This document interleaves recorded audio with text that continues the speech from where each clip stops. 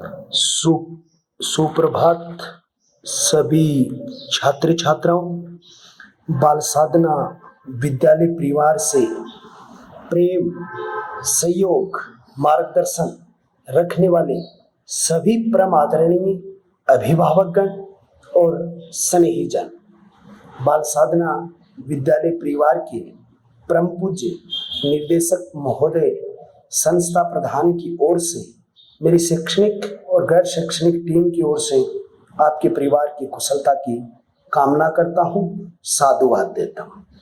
प्रिय छात्रों, आज हमारा 7वें अध्याय का अंतिम टॉपिक होगा 5 जुलाई 2020 को, और ये जो हमारा टॉपिक होगा, ये टॉपिक होगा राज्य उच्च न्यायालय या राज्य की न्यायपालिका।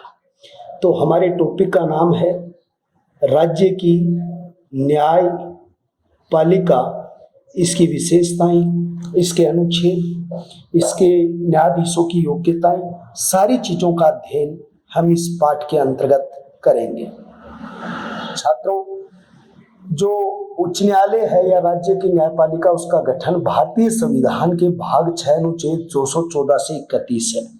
तो सबसे पहले आपको लिखना पड़ेगा भारतीय संविधान का भाग और भाग संख्या 6, और दूसरे शब्द इसमें लिखना पड़ेगा अनुच्छेद, और अनुच्छेद 214 से 31। अनुच्छेद 214 से 231 का जो अनुच्छेद है, वो 214 से 231 के अनुच्छेद के अंतर्गत राज्य न्यायपालिका की व्यवस्था की गई है। 7वें संविधान संशोधन 1956 में यह अधिकार प्रदान किया गया कि अनुच्छेद 231 के अंतर्गत संसद विधि द्वारा 2 या 2 से अधिक राज्यों में या अधिक राज्यों का एक न्यायालय स्थापित किया जा सकता है। राज्य न्यायपालिका भाग संख्या 6 में है, अनुच्छेद 214 से 31 है। इस भाग में यह कहा गया है कि प्रत्येक न्यायालय में एक उच्च न्यायालय होगा या प्रत्येक न्यायालय राज्य के अंतर्गत उच्च न्यायालय की स्थापना की गई है। लेकिन ये बात अति महत्वपूर्ण है, लेकिन यहाँ पर जब उच्च न्यायालय में ये स्थापना की गई है तो उसमें एक संविधान संशोधन हुआ था, 7वां संविधान संशोधन। और 7वां जो संवैधानिक संशोधन हुआ था, इस 7वें संवैधानिक संशोधन में ये कहा गया कि जो अनुच्छेद 231 है, उसमें ये व्यवस्था की गई कि अगर जनसंख्या किसी राज्य की कम है, कार्य क्षेत्र कम होता है, तो एक से अधिक 2 या 2 से भी अधिक राज्यों का एक न्यायालय हो सकता है। ये बात 7वां संवैधानिक संशोधन 1956 में अनुच्छेद संख्या 231 में प्रावधान दिया गया कि अगर किसी राज्य की जनसंख्या कम है तो ऐसी परिस्थिति के अंतर्गत 2 राज्यों का या 2 से अधिक राज्यों का भी एक साथ न्यायालय स्थापित हो सकता है। भारत में उच्च न्यायालय संस्था का सर्वप्रथम गठन 1862 में हुआ था। भारत में उच्च न्यायालय संस्था का गठन, उच्च न्यायालय संस्था का गठन सन 1862 ईस्वी में हुआ था। कब हुआ था? सन 1862 ईस्वी में हुआ था। भारत में उच्च न्यायालय की व्यवस्था की गई थी और 3 उच्च न्यायालय स्थापित किए गए थे, कलकत्ता, बंबई और मद्रास। कितने न्यायालय स्थापित किए गए?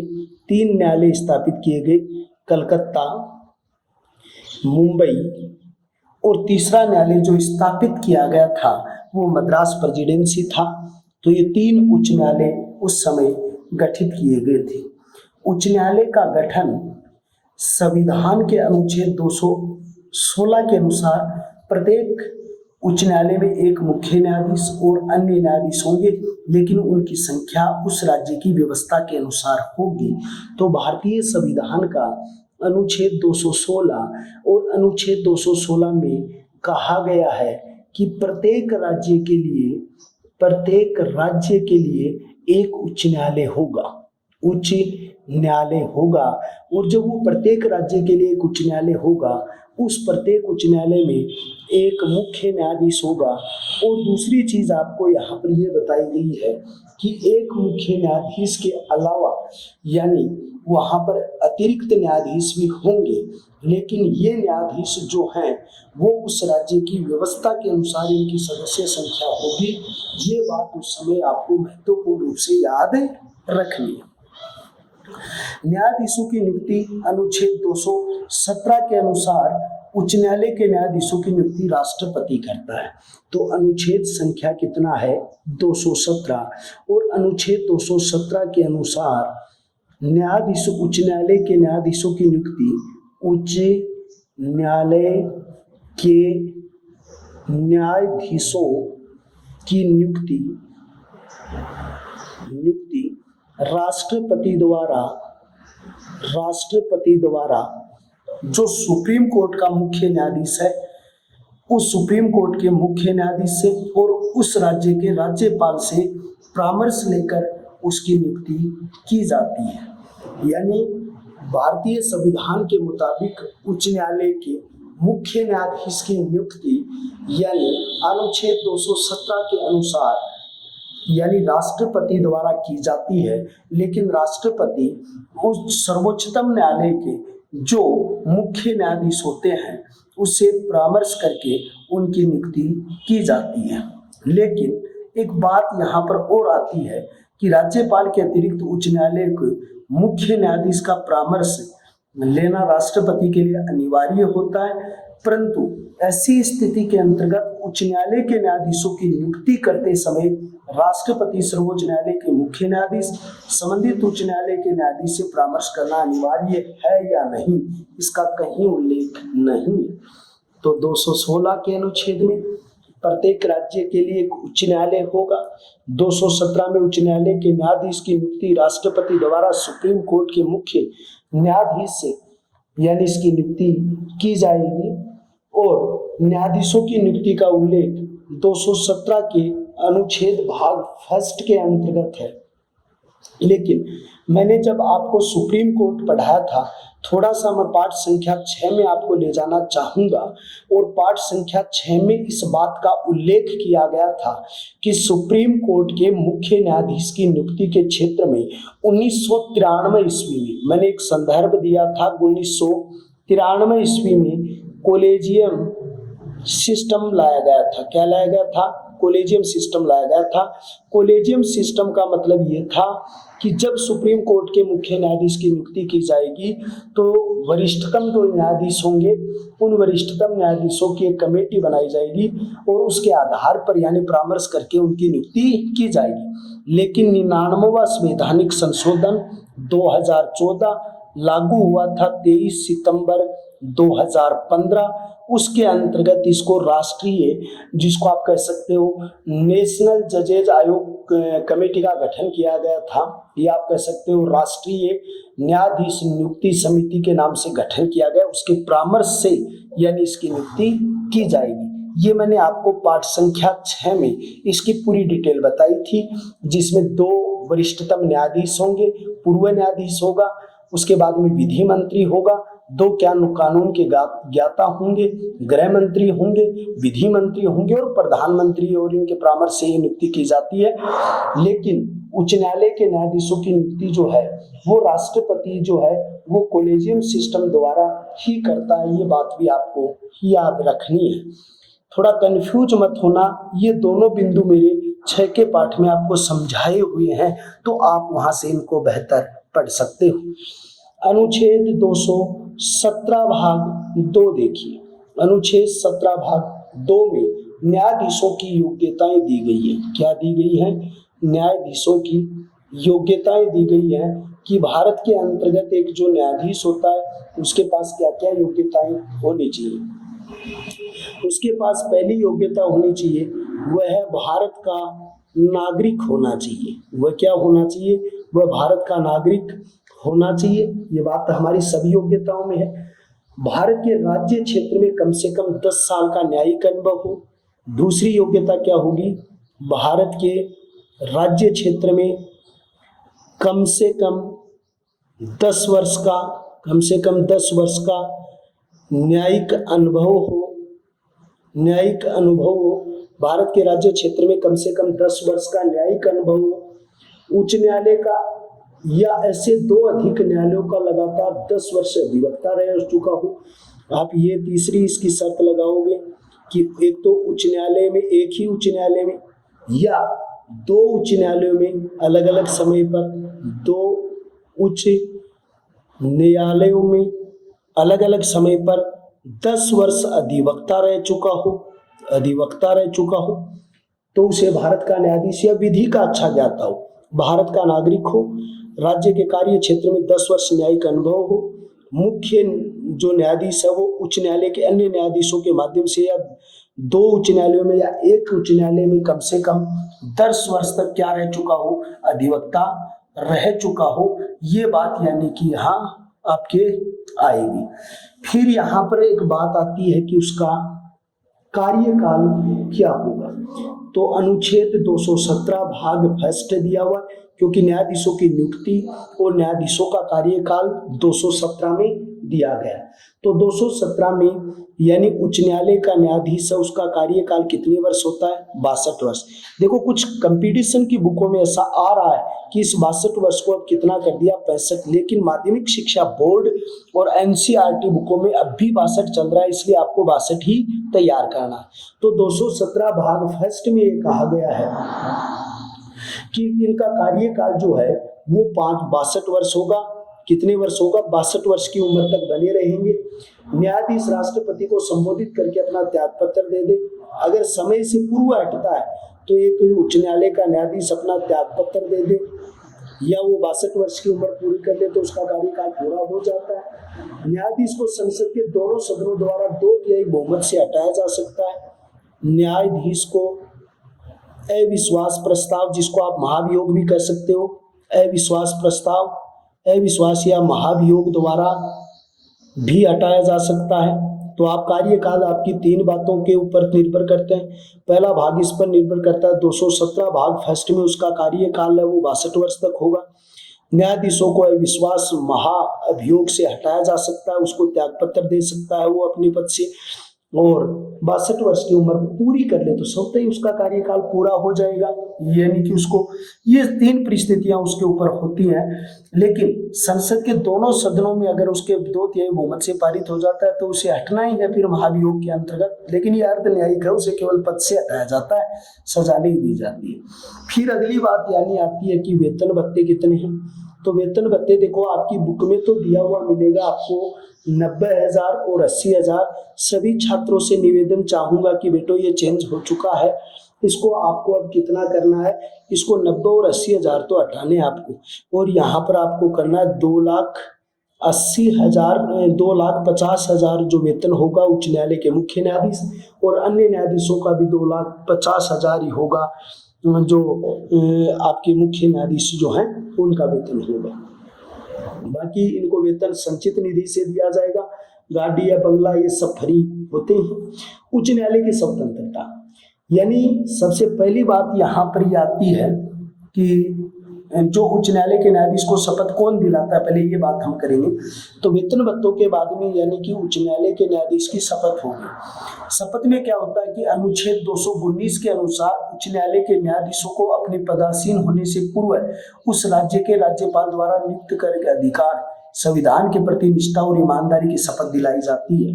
तो शपथ दिलाने का अधिकार 219 में, जब इसकी नियुक्ति राष्ट्रपति करके अमुक राज्य के लिए जब भेजता है, तो जब उसको भेजता है तो अनुच्छेद 219 के तहत उक्त राज्य का राज्यपाल उसे पद की शपथ दिलाता है, उसे पद की शपथ दिलाता है। और वो जो शपथ दिलाता है वो 2 होती है, एक शपथ होती है गोपनीयता और एक शपथ होती है पद की, या आप ये कह सकते हो गोपनीयता होता है या पद की शपथ होती है। और वो शपथ कब होती है, 219 के अंतर्गत होती है। ये दोनों शपथ उसके लिए अनिवार्य होती है। फिर दूसरी चीज है कि जो भारतीय संविधान के अंतर्गत एक व्यवस्था की उच्च न्यायालय की स्वतंत्रता। देखो पहली बात यह कि निम्नलिखित उच्च न्यायालय की स्वतंत्रता में बहुत सारी व्यवस्थाएं, जिनमें कुछ अच्छी विशेषताएं जो आपकी परीक्षा के उपयोगी है वो आपके साथ में साझा करता हूं, तो उसे आप देखिए और किस तरीके से आपको पढ़ना है। पहली बात, नियुक्ति के लिए विशेष प्रक्रिया है। पहली बात तो यह है कि नियुक्ति के लिए विशेष प्रक्रिया है। यहाँ बच्चों विशेष प्रक्रिया का मतलब क्या है? विशेष प्रक्रिया का मतलब यह है कि भारत का जो राष्ट्रपति है उसकी नियुक्ति के लिए विशेष प्रक्रिया है कि राष्ट्रपति है वो प्रधानमंत्री, मंत्रिपरिषद, सुप्रीम कोर्ट का न्यायाधीश, फिर एनएजी, ये जो राष्ट्रीय नेशनल न्यायाधीश आयोग जो है उससे पूरी सिफारिश लेके उसकी नियुक्ति करता है। निश्चित कार्यकाल है। निश्चित कार्यकाल का मतलब जिस दिन उसकी 62 वर्ष उम्र पूरी हो जाती है रिटायरमेंट हो जाता है। संसद के न्यायाधीशों के आचरण पर महाभियोग के अतिरिक्त चर्चा नहीं। संसद में न्यायाधीशों को पे सिर्फ देखो, एक सबसे बड़ी बात यह है कि जो भी न्यायाधीश है उन न्यायाधीशों के बारे में संसद में केवल एक ही मामले में चर्चा होगी, और वो संसद में चर्चा किस पर होगी? महाभियोग पर होगी। इसके अलावा कोई चर्चा नहीं होगी कि उसका कार्य कैसा है। सिर्फ ठीक है, वो संविधान का अतिक्रमण करते हैं, संविधान के अकॉर्डिंग नहीं चलते हैं, संविधान के अनुसार वो कार्य नहीं करते हैं, तो यानी कि उस पर महाभियोग लगाया जा सकता है। इसके अलावा जो है उसमें कोई भी चर्चा वहां पर नहीं की जाती है, यही चर्चा एक वहां पर की जाती है। तो ये बात भी उनके लिए बड़ी स्वतंत्रता है। तो उच्च न्यायालय के न्यायाधीश अवकाश ग्रहण करने के बाद न्यायालयों में निजी प्रोस्पेक्ट नहीं करेगा। स्थायी रूप से न्यायाधीश रह चुका हो वो कभी वकालत नहीं करेगा। साधारण रूप में आप ये कह सकते हो कि जिस प्रकार उच्च न्यायालय में कोई न्यायाधीश है, उच्च न्यायालय का न्यायाधीश रिटायरमेंट के बाद, या आप ये कह सकते हो सेवानिवृत्ति के बाद वकालत नहीं करेगा, निजी प्रैक्टिस नहीं करेगा, निजी प्रैक्टिस भी नहीं करेगा। जो निजी प्रैक्टिस आप जिसको कह सकते हैं प्रैक्टिस नहीं करेगा, तो यानी उच्च न्यायालय के न्यायाधीश नियुक्ति में विशेष स्वतंत्रता है। संसद में केवल महाभियोग पर चर्चा होगी। सेवानिवृत्ति के बाद में वकालत पर उसे पूर्ण रूप से प्रतिबंध होगा, निजी प्रैक्टिस नहीं करेगा। कार्यपालिका से उसका पृथक्करण किया गया है। कार्यपालिका से क्या किया गया है? कार्यपालिका से पृथक्करण किया गया, यानी कहने का मतलब कार्यपालिका में आपके राष्ट्रपति से लेकर राज्य और जो केंद्र के प्रशासनिक अधिकारी जो होते हैं, ये प्रशासनिक जो मंत्री वगैरह जो होते हैं, इनको अलग रखा गया भाई। इनसे उनका कोई हस्तक्षेप नहीं है। उच्च न्यायालय के कार्य क्षेत्र एवं शक्तियां हैं, तो उच्च न्यायालय के जो कार्य क्षेत्र हैं या उनकी जो शक्तियां, उसमें प्रारंभिक क्षेत्राधिकार।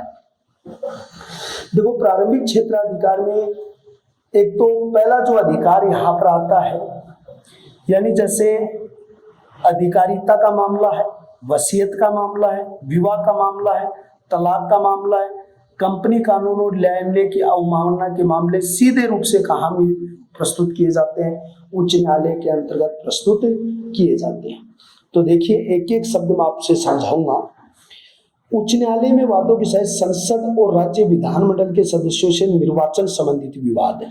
पहला देखिए, पहला मामला कौन सा? निर्वाचन। लेकिन निर्वाचन संबंधित जो मामला है वो निर्वाचन संबंधित मामला दो ही है। एक तो संसद का जो सदस्य है, एक तो संसद सदस्य प्लस राज्य विधानमंडल जो है, उस राज्य विधानमंडल के जो सदस्य हैं, उस राज्य विधानमंडल के सदस्यों के चुनाव से संबंधित विवाद है। एक तो निर्वाचन का, इन दोनों के निर्वाचन का कोई विवाद है तो वो उच्च न्यायालय में रखा जाता है। क्योंकि अब आप कहोगे सर राष्ट्र, वो सुप्रीम कोर्ट में रखा जाएगा भाई 71 के अनुच्छेद के अंतर्गत। दूसरी बात देखिए, मौलिक अधिकार, वसीयत, विवाह, विधि, कंपनी, ये सारे मामले सीधे रूप से कहाँ रखे जाएंगे? उच्च न्यायालय में। तो किसके मामले के? एक तो आपने लिखा है वसीयत का मामला जो आपने रखा, विवाह का मामला आपने रखा, तलाक का मामला रखा, विधि का मामला रखा, कंपनी कानून का मामला आपने रखा, और उसके अलावा कंपनी कानून के अलावा यहाँ पर कोई न्यायालय की अवमानना करता तो उसे उच्च न्यायालय में रखा जाता है। नागरिकों के मूल अधिकारों से संबंधित विवाद जो है, नागरिकों के मूल अधिकार से संबंधित विवाद है, वो भी उच्च न्यायालय में रखा जाएगा। तो पहले नंबर का बिंदु ये है, संसद और राज्य विधानमंडल जो है उसके निर्वाचन संबंधी विवाद सीधे उच्च न्यायालय में रखे जाते हैं। वसीयत, विवाह, तलाक, विधि, कंपनी कानून, ये सारे सीधे रूप से उच्च न्यायालय में रखे जाएंगे। और मूल अधिकार संबंधित जो विवाद हैं वो भी सीधे रूप से कहाँ रखे जाएंगे, उच्च न्यायालय में उनको रखा जाएगा। दूसरी बात यहाँ पर आता है रिट या याचिका। देखो एक शब्द मैं आपको बता दूं कि यहाँ पर दूसरा होता है याचिका या रिट। एक शब्द देखिए बड़ा महत्वपूर्ण है ये, और इसे आप बहुत अच्छे तरीके से भी कर सकते हैं। देखो आपने एक बात पढ़ी थी कि संवैधानिक उपचारों के अधिकार में अनुच्छेद 32 पढ़ा था आपने, और वहां पर सुप्रीम कोर्ट को 32 के अनुच्छेद में और उच्च न्यायालय को 226 के अनुच्छेद में कि ये अधिकार है कि वो एक नागरिकों के अधिकारों का रक्षण करे। तो आपने 32 के अनुच्छेद में एक शब्द पढ़ा था संवैधानिक उपचारों का अधिकार। कितने के अनुच्छेद में? 32 के अनुच्छेद में आपने एक शब्द पढ़ा था जिस शब्द का नाम था संवैधानिक उपचारों का अधिकार।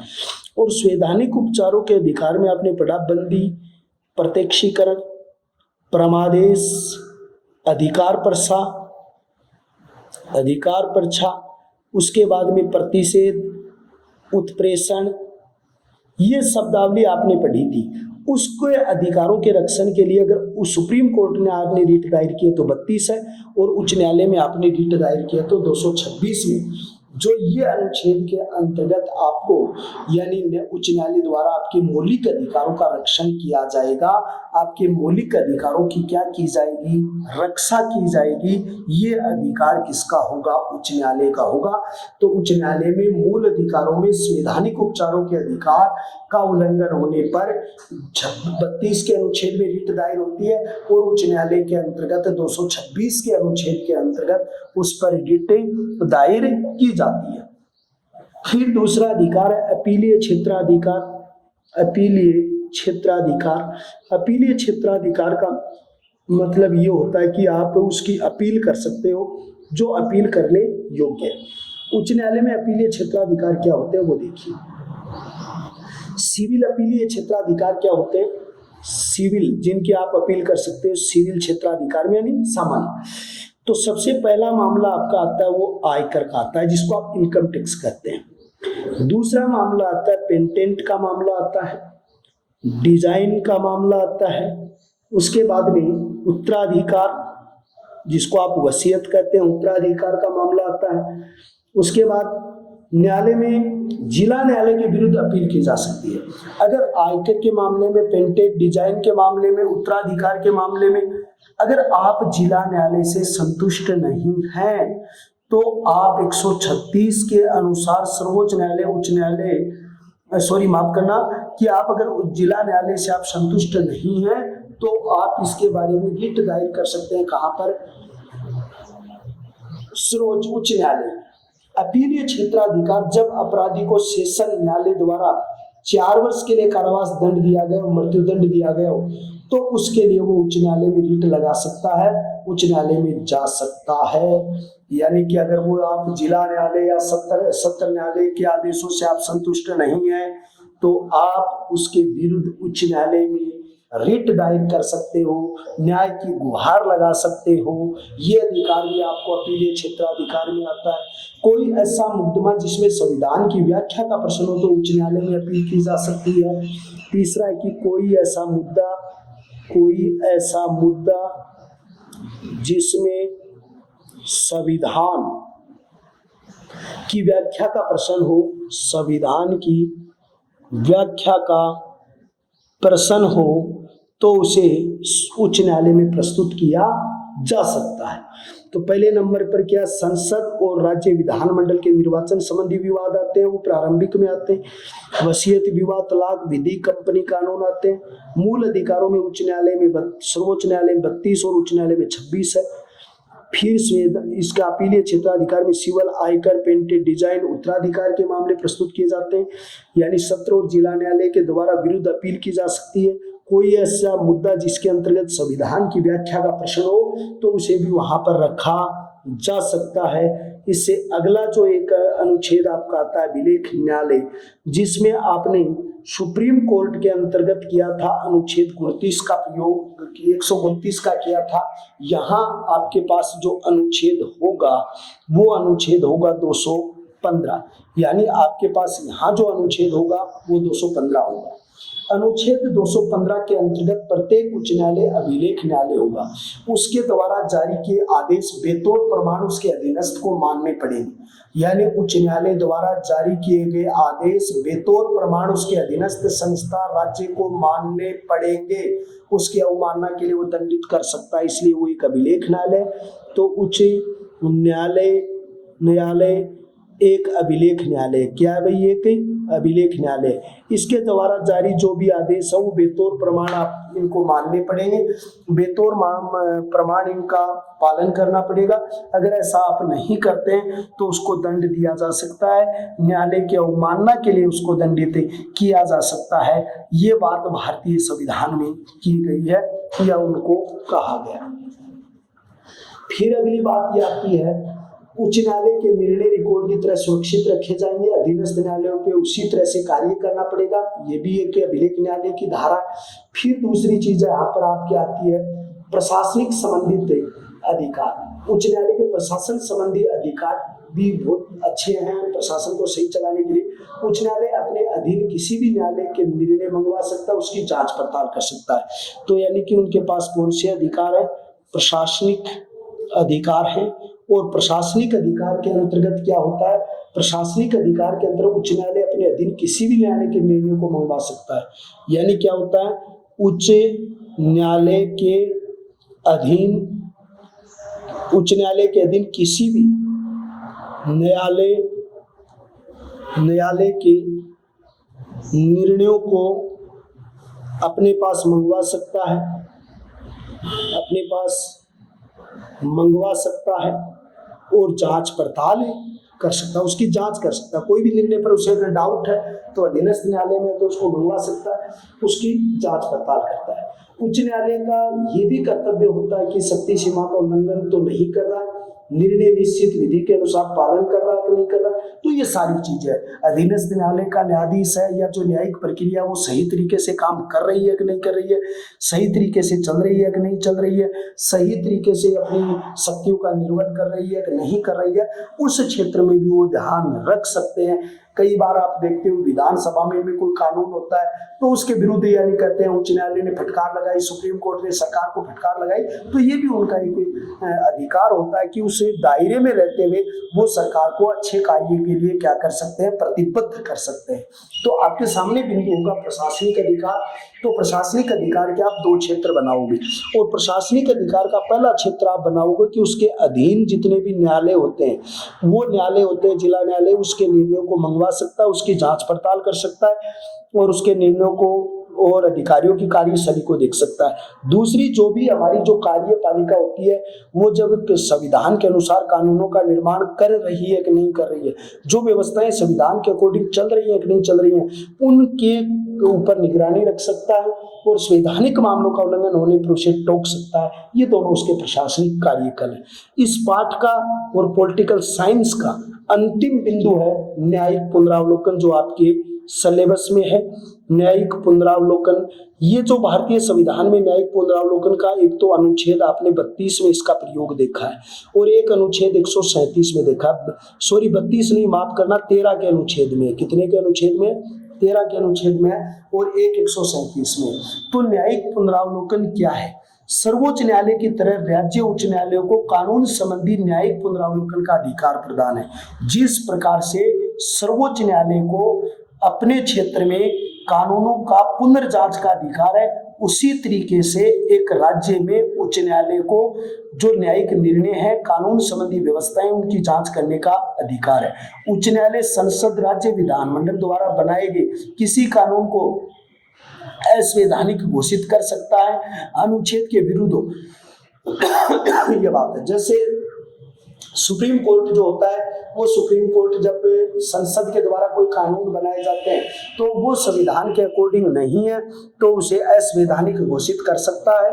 तो इसी तरीके से क्या होता है, जब उसको असंवैधानिक घोषित कर सकता है तो उच्च न्यायालय को भी अधिकार है कि राज्य विधानमंडल जो कार्य करता है अगर वो कानून के अकॉर्डिंग नहीं है तो उसको असंवैधानिक करार दे सकता है। अनुच्छेद 230 के अनुसार संसद कानून द्वारा किसी राज्य के उच्च न्यायालय के अधिकार क्षेत्र में न्यायिक कार्यों के लिए केंद्र शासित प्रदेशों में सम्मिलित कर सकती है, उसके अधिकार बाहर भी छोड़ सकती है। जो कुछ केंद्र, जैसे चंडीगढ़ केंद्र शासित प्रदेश है, दिल्ली केंद्र शासित प्रदेश है, अंडमान निकोबार द्वीप है, नागर दादरा, तो इनके अधिकार क्षेत्र जो है वो उसी राज्य के अधीन जो केंद्र शासित प्रदेश जिसका हिस्सा बन रहा है उसके अधीन भी इनको छोड़ा जा सकता है। तो आपके ये थे, आपने कुल मिला के कितने टॉपिक पढ़े?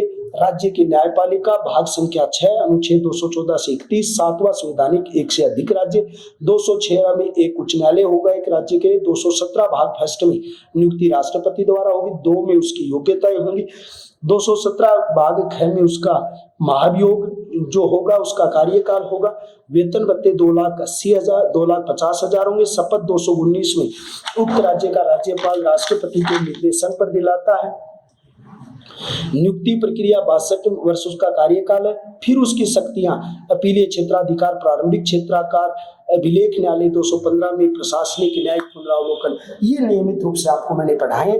आप अच्छी तरीके से इस पीडीएफ को पढ़ेंगे और अच्छी तरीके से आप इसको मनन करेंगे। तो आज का टॉपिक बेटे ये था, पॉलिटिकल साइंस पूरी होगी, पूरी पीडीएफ पढ़ो और पूरी चीजों को पढ़कर इनका मनन करो। फिर मैं 2-4 रोज बाद में इनके एक एक पार्ट के एक एक टेस्ट सीरीज डालूंगा जिसको आपको बहुत अच्छे तरीके से पढ़ना है। तब तक आप स्वस्थ रहें, माता पिता का ध्यान रखें, बूढ़े दादा दादी का ध्यान रखें। इसके साथ